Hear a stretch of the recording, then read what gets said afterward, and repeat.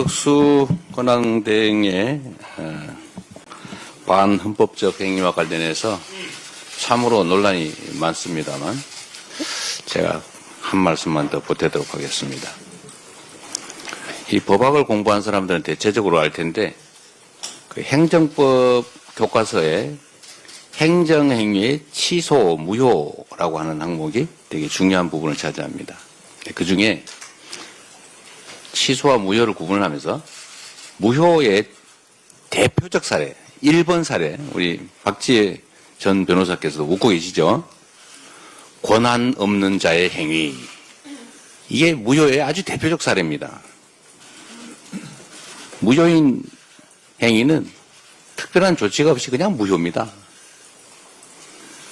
임명 아무리 해도 소용없어요.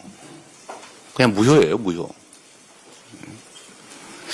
왜 이런 무리한 행위를 하는지 모르겠는데 욕심이 앞서고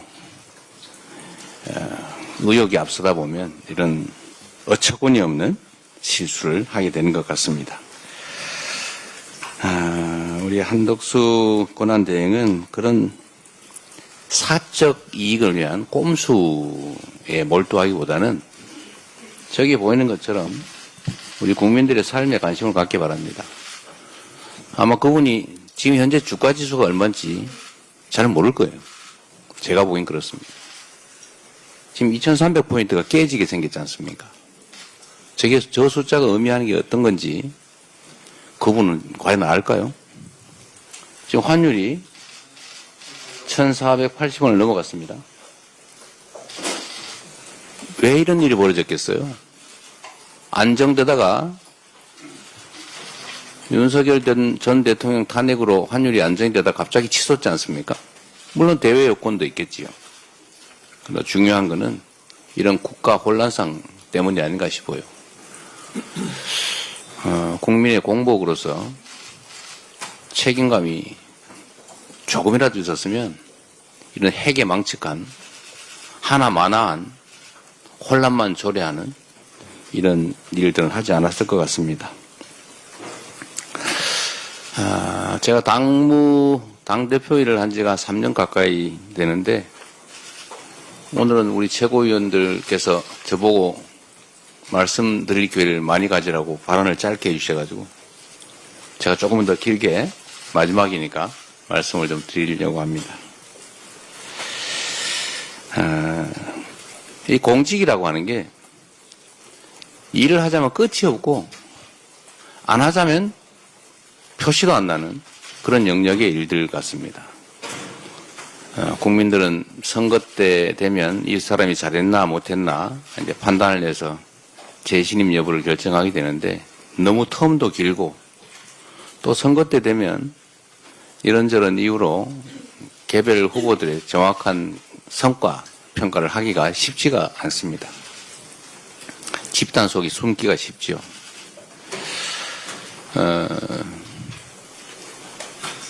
그런데 또 한편으로 보면 이 공직이라고 하는 게 게으르고 무책임하고 사욕이 많은 그런 사람이 놀기도 좋지만 다른 한편에서는 의욕을 가지고 열정을 가지고 실력을 발휘하면 정말로 큰 일을 할 수가 있습니다. 큰 성과를 만들 수가 있죠. 엄청난 차이가 날 수 있습니다. 뭐 엄청난 거대한 신화를 만드는 거야 쉽지가 않겠지만 작은 일들을 챙기면 성실하게 많이 챙기면 정말로 큰 일을 해낼 수가 있죠. 공직자들 입장에서는 사소한 민원, 작은 일이라고 생각되는 것도 그 해당 당사자 입장에서는 목숨이 걸린 일인 경우가 엄청나게 많습니다. 500명의 목숨이 걸린 일, 1년에 15,000명 가까이가 스스로 목숨을 끊는 일, 왜 그럴지 원인을 찾아내는 일, 어찌 보면 쪼개놓으면 정말 사소할 수 있죠. 그러나 그 사람들은 자신의 삶을, 생을 버릴 만큼 심각한 일들입니다.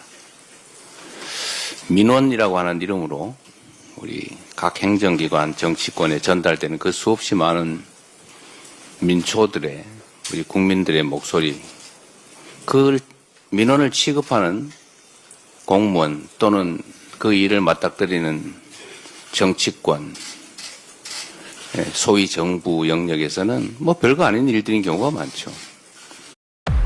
비로소 보다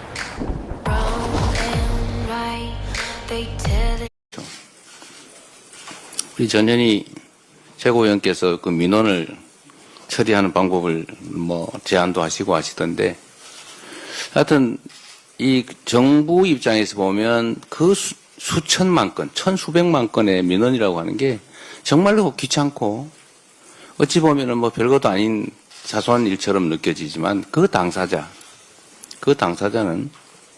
목숨이 걸린, 인생이 걸린 일인 경우가 많지요. 개개인도 그렇지만 뭐 수백 명 또는 수천 명, 수만 명, 뭐 수만 명 정도의 이해관계가 걸린 그런 일들이 우리 정치권에서 보면 수백만, 수천만이 걸린 일도 엄청나게 많으니까 관심의 대상이 되기 어렵죠. 그러나 대한민국이라고 하는 공동체는 결국 그 한 명의 국민이 모여서 만든 거 아니겠습니까? 또 그 한 명의 목숨과 인권이라고 하는 것은 우주의 무게를 가진 것이죠. 그래서 작은 일들도 다 소중하고 중요한 일들입니다. 그런데 이게 공무라는 걸 하다 보면 자꾸 당장에 나타나는 큰 일에 집중하게 되고, 그러다 보면 이런 일들 자꾸 경시하게 되죠. 그 속에서 많은 사람들은 해결 가능함에도 불구하고 그 해결 가능한 일 때문에 고통받고 심지어 극단적인 결과를 빚기도 합니다. 행정 영역보다 사실 정치 영역은 그런 경향이 훨씬 더 심한 것 같아요. 최근에 이거 군사 쿠데타를 겪으면서 우리 국민들께서, 우리 국회의원들이 지역에 가면 전에는 코빼기도 안 보이고 왜 이제 나타났어 이러다가 요즘은 일 안 하고 왜 나타났어 이렇게 말씀을 많이 하신다고 해요. 전에는 이 인간이 어디 가서 맨날 놀기만 하면서 어디 동네 인사라도 다녀야지 인사도 안 다니네 이렇게 생각하다가 요즘 보니까 정말로 할 일도 하고 고생도 많이 하고 밥값을 안 해. 더 중요한 일을 해야지 왜 동네 이런 행사에 나타나? 이런 생각을 하게 된 것 같습니다. 국회나 공직자에 대한 국민들의 평가가 많이 바뀌신 것 같아요. 실제로 제가 보기에는 몇 년 사이에 많이 바뀐 것 같습니다. 우리 홍성국 최고위원이 경제는 민주당 이런 강의를 아침마다 하신다는데 일주일에 2번 하세요? 일주일에 한 번씩 하는데 아마 국민 여러분께서는 좀 놀라실 텐데 그 아침 7시에 하죠? 8시에 아침 8시에 일주일에 한 번씩 하는데 무려 60-70명의 국회의원이 그 공부하러 모입니다. 매주. 근데 그 모임만 있는 건 아니에요. 수없이 많은 모임들이 있죠. 지금 국회의원들이 정말로 공부 열심히 합니다. 뭐 국민의힘이 어떻게 하는지 잘 모르겠어요. 최소한 민주당 의원들은 열심히 공부합니다. 그리고 아마 한번 되돌아보면 작년 총선이 끝난 다음에 거의 매일 비상사태였어요. 휴회도 거의 없었죠. 그리고 거의 비상대기에 많은 일들이 있었습니다. 최선을 다해왔던 것 같아요. 저한테도 저도 해외 출장 한번 못 갔던 것 같아요. 이 중에도 많을 거예요. 전에는 뭐 국회의원들이 정기회 끝나면 다 여름, 겨울 뭐 출장 해외 많이 갔죠. 뭐 그 나쁜 일이라는 뜻은 아니고 여유가 있었다 그런 말이죠. 지금은 그러지도 못할 만큼 일이 바쁩니다. 그리고 훌륭하게 그 역할을 해내고 있는 것 같아요. 그래서 성과들도 꽤 낸 것 같습니다. 당의 문화도 많이 바뀐 것 같습니다. 민주 없는 민주당 이라는 비난을 과거에는 좀 들었는데 요즘 많이 사라진 것 같아요. 당원들이 당의 중심이 된 진정한 민주적 정당, 민주당이 돼 가는 것 같습니다. 또 한편으로 국민이 주인인 나라, 이게 작년 비상계엄 사태로 위기를 겪긴 했는데 역시 위대한 국민들의 힘으로 다시 국민이 주인인 진정한 민주공화국으로 되돌아가고 있는 것 같습니다. 우리 다 국민들의 헌신과 또 희생 덕분이죠. 3년간 당대표로서 나름 성과 있게 재임할 수 있었던 것에 대해서 감사드립니다. 이거는 결국 우리 당직자 또 당원, 우리 최고위원님들 포함한 의원님들, 지역위원장 여러분 모두 고생해 준 덕분입니다. 출발할 때는 험했는데 그래도 퇴임하는 상황에서는 출발할 때보다는 상황이 좋은 것 같아요. 모두 여러분들의 덕분입니다. 이제 또 새로운 일을 시작하게 되겠죠. 아쉽거나 뭐 홀가분하거나 뭐 그런 느낌은 사실은 없어요. 우리 더불어민주당은 지금 저의 거의 대부분이라고 할 수 있죠. 사생활을 제외한 나머지 삶의 거의 대부분이 더불어민주당입니다.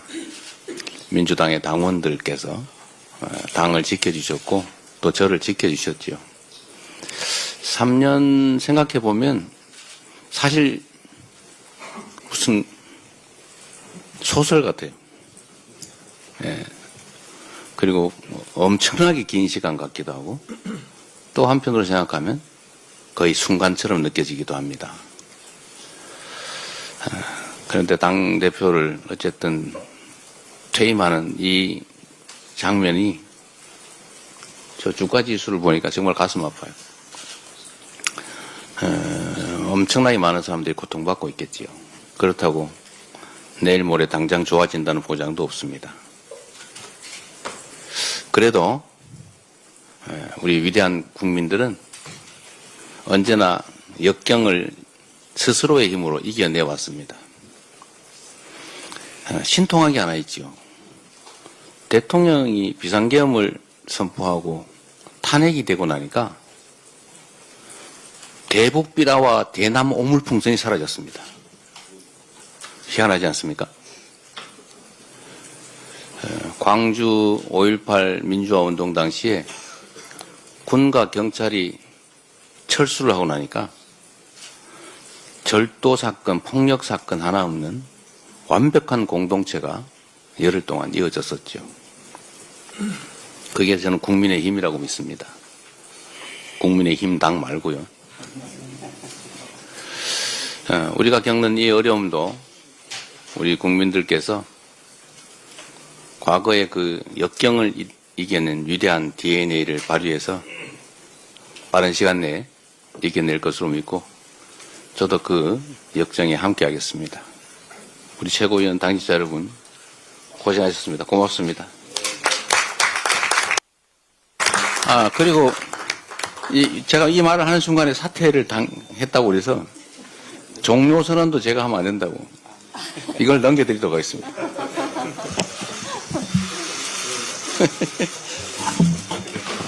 이렇게 넘겨드리겠습니다. 자리도 바꿔드릴까요? 네, 정회선언도 우리 박찬대 직무대행께서 해주시기 바랍니다. 정혜선언입니다. 네. 말씀 한번 하세요. 예. 인계받는. 어떻게 대표님? 네. 2022년 8월 18일부터 오늘까지 아까 우리 한준호 최고께서 얘기했는데 234일이 지났습니다. 네. 이재명 대표와 함께 국민과 함께 울고 국민과 함께 울었고 또 국민과 함께 민주주의를 지켜낸 기간이었다고 생각합니다.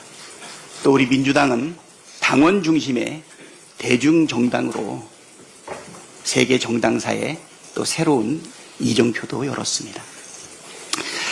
대표님께서 다시 대표직을 내려놓고 또 새로운 길을 가는데 그 장도에 국민과 함께 저희가 같이 가겠다 이런 말씀 드리고요. 그동안 정말 대표로서 수고 많이 하셨다 이런 말씀 드리겠습니다. 대표님 오늘이 최고위원 몇 차인 줄 아십니까? 100차라면서요? 예. 100차 이거 이상한데. 요게 또 100차인데요. 100차인데요. 백찬데요. 이 이후에는 박찬대 갑니다. 네. 제 100차 최고위원회를 정해하겠습니다.